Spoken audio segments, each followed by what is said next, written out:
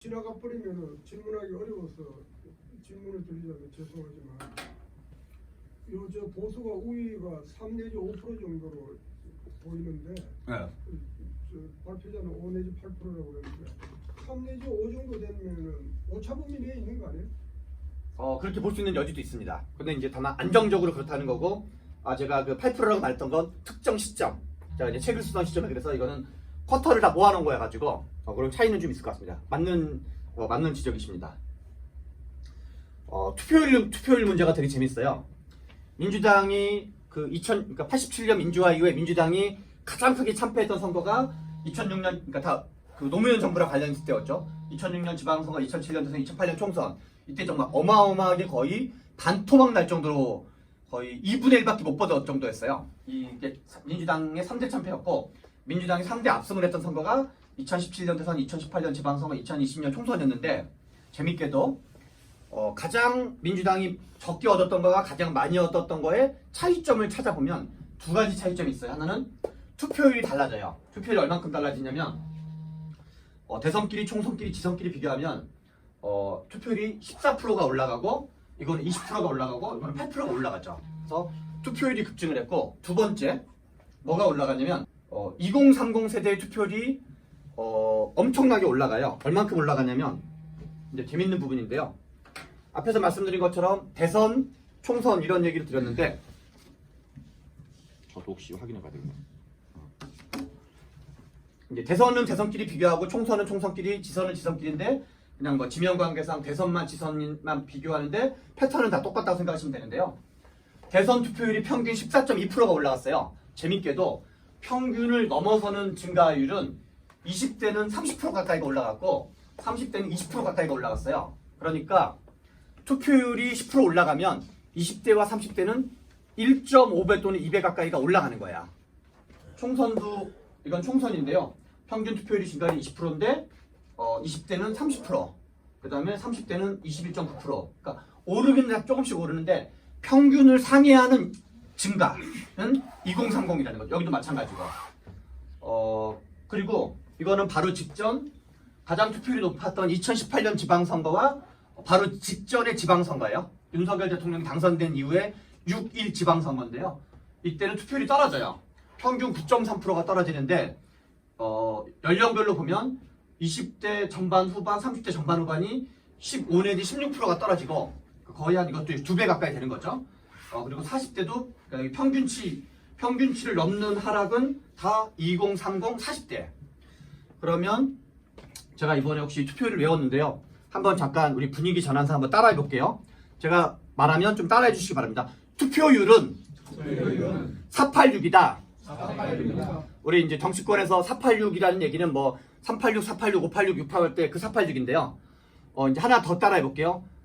투표율은 6486이다. 이렇게 하면 암기하기가 편해요. 제가 논술학원을 했었기 때문에 이게 암기법을 중시하는 스타일인데요. 처음에 486을 얘기했는데 투표율의 끝자리예요. 총선 투표율을 얘기하는 건데요. 54, 58, 66이에요. 54%, 2012년 투표율은 54%였어요. 그 다음에 2016년 투표율은 58%였어요. 투표율의 끝자리를 생각하시면 돼요. 54%, 58%, 지난 2020년 총선 투표율은 66%였어요. 그래서 끝에 자리 4, 8, 6, 54, 58, 66. 그런데 6, 4, 8, 6은 뭐냐면 2008년 총선 투표율이에요. 46%였어요. 다시 그래서 한번 정리하는 차원에서 말씀드리면 2008년은 투표율이 46%, 2008년은 46%, 2012년은 54%, 2016년은 58%, 2020년은 66%였어요. 어마어마한 투표율이죠.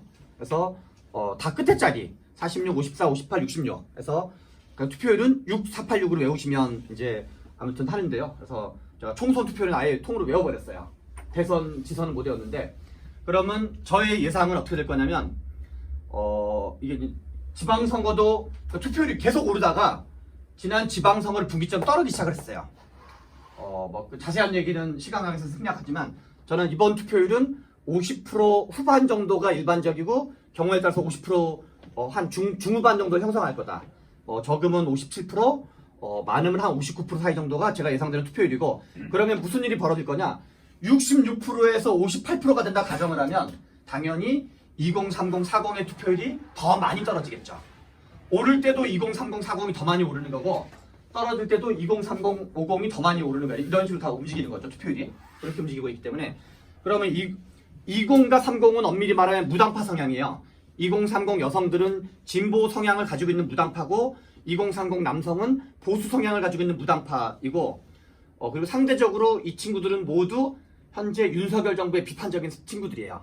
근데 윤석열 정부의 비판적인 친구들이 이제 민주당의 최근에 공천 갈등이나 약간 이재명 대표 이러저런 실책으로 인해서 투표장에 덜 나올 확률이 매우 높다고 보는 거죠. 그러면 당연히 보수가 더 유리해지고, 심지어는 유권자 비중으로는 2030이 유권자의 18세, 19세 포함해서 유권자의 31%, 4050이 유권자의 38%, 6070, 80이 유권자의 31%예요. 대충 3, 4, 3 정도예요. 31, 38, 31.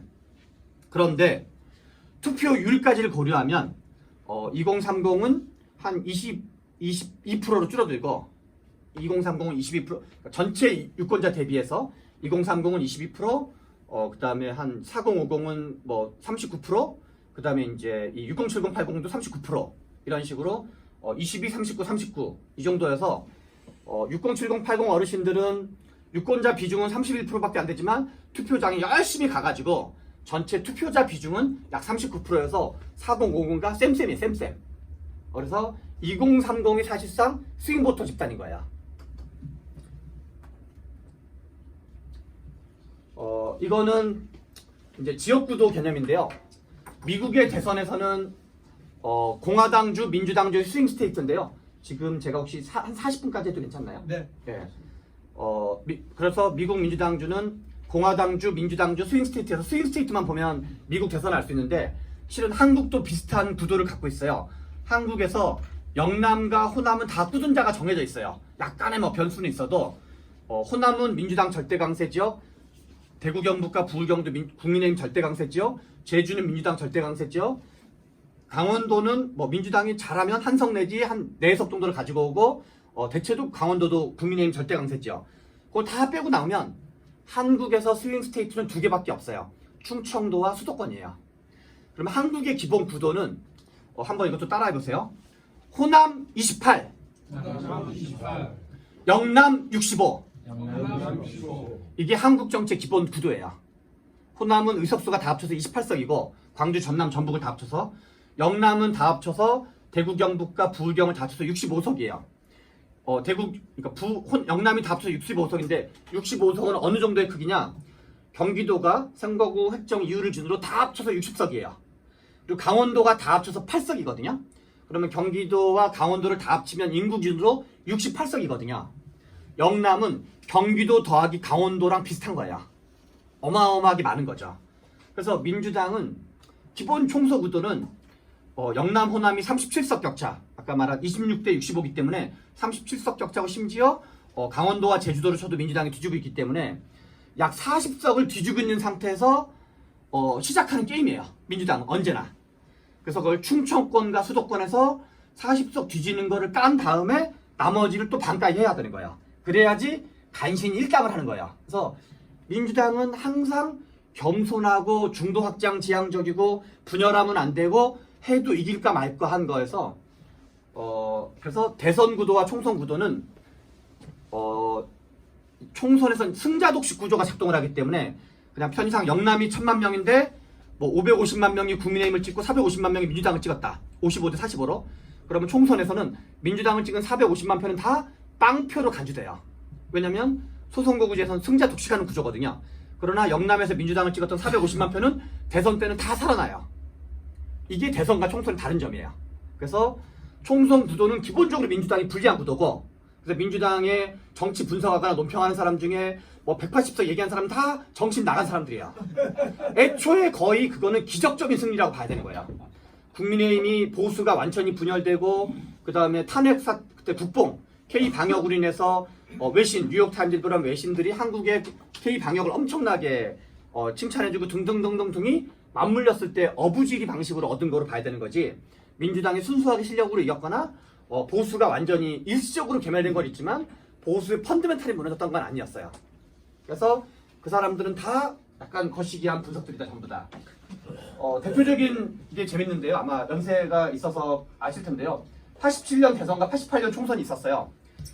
재밌게도 이거는 4개월 만에 87년 12월에 대선이 있었고 88년 4월에 총선이 있었는데 하나는 민주 대 반민주 구도가 살아있었고 그리고 사람도 노태우, 김대중, 김영삼, 김종필이어서 1로 3김 체제가 같은 방식이었어요. 그래서 그러니까 민주 대 반민주 구도가 살아있는 상태에서 지역주의 구도이면서도 인물도 마침 동일한 사람이었는데 재밌게도 노태우와 김종필 두 분을 범보수 권위주의 성향의 지지층이라고 보면 합계가 87년 대선 때는 합계가 대충 45%였어요. 그리고 김영삼, 김대중의 합계는 55%였어요. 그래서 김영삼, 김대중의 합계가 대선 때는 10% 더 많아요. 45대 55로. 재밌게도 총선 때 의석 점유율은 거꾸로 55대 45예요. 불과 4개월 만에 치러진 선거임에도 불구하고 이게 보여주는 건 뭐냐? 대선 구도와 총선 구도는 다른데 총선 구도는 승자 독식 구조 때문에 농촌표나 영남표가 더 많이 반영되는 구조예요. 총선은. 그러나 대선은 그렇지 않아요. 그래서 민주당이 이번 총선에 저는 좀 이따 얘기했지만 거의 국민의힘이 165석, 민주당이 110 내지 115석으로 거의 슈퍼울트라 네칸더 V급으로 질 거로 보고 만약에 이재명 대표께서 뭔가 좀 실책을 몇 번 더 하실 경우 100석도 실제로 저는 위태로울 수 있다고 보거든요. 아직은 그 정도는 아니에요, 참고로. 그러나 민주당이 그렇게 깨지든 말든 대선은 붙어볼 만하다. 물론 총선에서 민주당이 이기거나 지면은 이긴 쪽은 지지율이 한 5 내지 10% 올라가고 진 쪽은 지지율이 5 내지 10% 떨어져요. 근데 아무튼 그러더라도 붙어볼 만하다. 이거는 2000년대 이후에 6번의 총선이 있었는데요. 민주당이 과반을 한 선거는 딱 2번이에요. 2004년 노무현 대통령 탄핵이 있던 152석, 2020년 박근혜 대통령 탄핵 이후에 180석인데요. 재밌게도 아까 전에 제가 충청권과 수도권을 스윙 스테이트 2개가 유의한 거라 그랬는데 언제나 민주당이 과반을 먹는 조건은 충청권과 서도권에서 의석 점유율도 70%가 넘어야 돼요. 엔드 조건으로. 그래서 2004년도에는 민주당이 수도권에서 의석 점유율 약 70%, 그리고 충청권에서 79%, 그리고 2020년에서 민주당이 수도권에서 85%, 충청권에서 71% 정도 받았는데 이번 선거는 충청권이 총 다 합쳐서 28석인데 민주당이 지금 거의 3분의 1 토막 정도로 건지고 나머지 3분의 2 정도는 국민의힘이 가져갈 거예요. 그래서 현재는 20대 8이거든요. 민주당 20, 국민의힘 8인데 제가 보기에는 한 10대 18 정도로 역전될 거예요. 민주당이 한 10석 내외, 국민의힘이 18석 내외. 그래서 아마 충청이 고향이어서 보통 민주당이 강세 지역인 데가 충주, 청주, 천안, 당진, 아산 이런 쪽이거든요. 약간 도시가 있고 젊은 사람이 많이 사는 건데 제가 보면 거기 정도나 건질랑 말랑하고 나머지는 거의 다 넘어갈 거다라고 보여집니다. 물론 뭐 예외적인 몇 군데가 있겠지만 대략 그렇고 이거는 뭐 복잡한데 그냥 다 잊으시면 되고요. 나머지는 다 절대 강세 지역이라는 얘기고 이제 부울경이 총 40석인데요. 저는 민주당이 현재는 7석이에요. 제가 책 쓰면서 부울경 의석수를 외웠는데요. 빵빵빵빵 42387이 민주당 의석수예요. 빵빵빵빵 42387이 민주당 의석수인데 김영삼의 민주당과 김대중의 민주당이 달랐기 때문에 그래요. 3당 합당 이후에 김대중의 민주당이 지금까지 이어지는 민주당인데 그래서 빵빵빵빵이에요. 88년 총선, 92년 총선, 96년 총선, 2000년 총선까지. 노무현 대통령이 당선된 다음에 대통령이 탄핵되니까 그때 처음으로 4석이 당선돼요. 그러니까 노무현 대통령이 탄핵됐는데도 40석 중에 4석밖에 안 된 거죠. 어마어마한 그런데 그래서 민주당 사람들은 빵빵빵빵 42387이어가지고 87이 마치 당연한 것처럼 생각하는 경향이 있는데 그거는 보수의 분열 때문에 생겼던 민주당이 반사이익 성격이 강했기 때문에 원래도 이제 그거보다 더 낮을 걸로 봤는데 현재는 뭐 이러저러 낙동강벨트 등등을 해서 저의 예상은 확률 높은 예상은 빵석 또는 많이 잡으면 2석 정도 보고 있어요. 이것도 많이 잡은 거예요, 지금 2석은. 근데 실제로는 빵석 가능성이 좀 더 높다고 봐야 돼요. 왜냐하면 제가 또 거기 있는 의원님 중에 일부를 아는 분들이 있기 때문에 빵석이라 그러면 좀 서운할 수 있기 때문에 그래서 2석으로 잡았지만 실제 제 생각은 빵석 가능성이 높다고 보고 있어요. 아니면 이제 김해 갑을 지역에서 한 석 정도 가능성이 있을 것 같아요. 충청은 한 10대 18. 그러면 그냥 부울경을 2석 잡으면은 중간 합계가 아까 영남 호남의 인구 구조 때문에 근본적으로 발생하는 건데요. 비수도권 지역에서 민주당은 44대 88로 시작해서 올라와요. 그런데 만약에 부울경에서 빵석이 되면 42대 90이 되는 거죠. 이게 왜냐면 이쪽이 두 석 잃으면 저쪽이 두 석 얻는 거니까 격차는 4석으로 나거든요. 그래서 민주당은 언제나 특히 이제 충청권이 불리해지는 순간, 그러니까 충청권이 불리한데 뭐 과반 얻는 거 그런 가능성 빵 풀어요, 빵 풀어. 충청권이 민주당이 과반도 안 되는데 전국적으로 과반이 된다. 그런 가능성은 존재하지 않는다고 생각했대요. 왜냐면 서울이라는 존재는 지방 사람들이 모여 사는 사람이 절반 정도 되는 거거든요. 그래서 서울 여론의 절반 정도는 지역과 링크되어 있어요. 유승민 전 원내대표와 김무성 대표랑 박근혜 대통령이 갈등을 심하게 하면 유승민을 지지하거나 김무성을 지지했던 부울경 표만 입안하는 게 아니라 수도권에 거주하고 있는 부울경 출신 표도 같이 입안하는 거야. 그게 지난번 2016년 총선의 결과였었거든요. 대충 그런 거고, 서울, 경기, 인천이 다 합쳐서 122석이 됐는데 이번에 인천은 민주당이 질 가능성이 매우 높고 6대 8 정도로 이것도 좀 많이 잡은 거예요. 민주당은 홍영표 의원이 부평, 인천에서 민주당이 제일 센 곳은 부평, 계양, 인천, 서구 이 세 가지예요. 서구는 이제 하나만 세고 두 개는 이제 뭐 중립이거나 보수가 좀 더 센데, 계양 갑은 민주당이 엄청 센 데고 부평도 민주당이 엄청 센 곳이에요. 근데 만약에 홍영표 의원이 끝까지 완주하는 순간 그건 무조건 국민의힘 당선이에요. 너무 당연한 거죠, 그거는. 원희룡 씨가 그래서 이길 확률이 높진 않아요. 이기면 정말 대선 후보급으로 쫙 올라갈 거야. 한동훈, 원희룡 두 분이 이제 아마 보수의 가장 대권 후보가 될 텐데 6대 8이지만 실제로는 뭐 5대 9 가능성이 좀 더 많아요. 한석 정도 더 민주당 쳐준 거예요. 서울은 한강벨트의 대부분은 거의 다 넘어갈 거예요. 아주 몇 석 정도 빼고는. 그리고 이제 서대문 갑을, 동대문 갑을, 도봉 갑을 이 정도가 제가 보기엔 아까 스윙으로 바뀌었다고 봐야 돼요. 그래서 국민의힘 쪽은 박진 외교부 장관을 서대문 눌러 보내고 박민식 전 장관을 그 강서울 진성준 의원은 곳으로 보냈는데 그거는 계속 경쟁력을 돌렸다는 걸 의미해요. 그래서 돌리고 누구랑 붙여야지 승산 있지? 누구랑 붙여야 승산 있지? 하고 있는데 민주당은 그런 소식이 없어요 지금.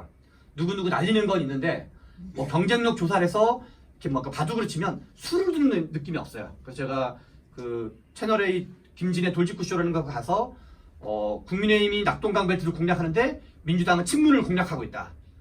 국민의힘은 바둑을 두고 있는데 민주당은 알까기를 하고 있다. 뭐 그런 표현을 쓴 적이 있었는데요. 실제로 지금도 계속 민주당이 지금 알까기 중심을 하고 있어요. 누구 날릴까 이번에는. 그런 것만 지금 열심히 하고 있으니까 지지율이 오를 수가 없죠. 그래서 대략 서울은 민주당이 질 가능성도 있고 이길 가능성도 지금 둘 다 있는데 이겨봤자 한 4, 5석. 그리고 지면 4, 5석인데 이미 44석을 마이너스에서 시작한 거기 때문에 지면은 격차는 확 벌어져요. 그래서 지금 일단은 반반을 잡았어요. 경기도는 총 60석인데 민주당이 55%를 먹는다고 가정하고 그러면 33대 27이어서 6석 정도를 만회하는 건데 대략 44, 46, 46, 42고 비례대표를 지금 옛날 통진당 계열이랑 해가지고 거기를 왜 그런 데랑 같이 하는지 도저히 이해가 안 가는데 거기랑 같이 해서 그 친구들을 다 돌려주고 나면 민주당 의석은 맥시멈 한 8석 정도밖에 안 돼요. 그리고 이제 조국시당이 일부 가져갈 거고 그러나 새누리당 국민의힘 쪽은 18석을 가져가서 여기서도 10석 가까이가 차이가 나요. 그래서 합치면 대략 115대 165.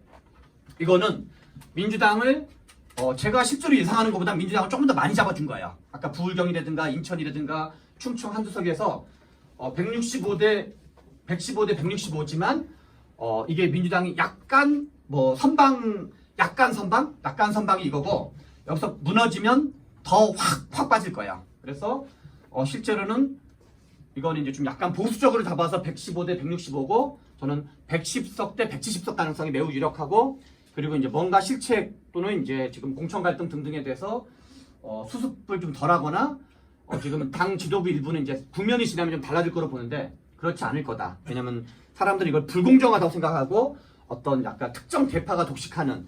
실은 이재명 대표의 지금 공천은 2016년 박근혜 대통령이 진박 감별한다 그러면서 유승민 찍어내기하고 김무성 옥새파동 일으켰던 거랑 같은 구도예요 지금.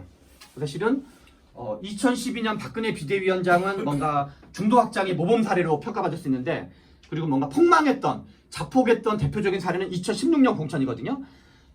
2012년 박근혜 비대위원장을 배우는 게 아니라 2016년 진박 감별하는 거를 민주당이 지금 재현하고 있는 거죠. 선거를 이길래야 이길 수가 없죠.